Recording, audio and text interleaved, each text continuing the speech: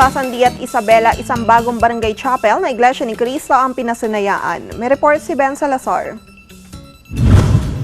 Mahigit 2 kilometro mula sa pambansang lansangan ay matatagpuan ang bagong barangay chapel ng Iglesia ni Cristo sa Sandiat Isabela.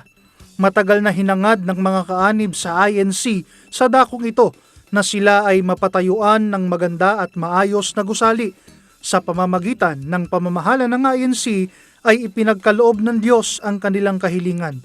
Pinangunahan ni Ginoong Daniel M. Castro, District Minister ng Isabela West, ang pagpapasinaya sa bagong kapilya.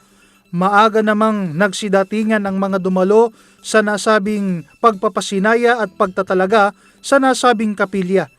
Kitang-kita ang kanilang kasabikan sa gagawing pagsamba kahit malayo ang tirahan nila ay hindi nila ito alintana, masaksihan lamang ang natatanging araw na ito. Gaya ng mga napatayuan ng bagong kapilya, inaalay nila sa Panginoong Diyos ang pasasalamat at pagpapasalamat din sa tagapamahalang pangkalahatan ang kapatid na Eduardo V. Manalo. Ben Salazar, Eagle News, I am 1 with 25.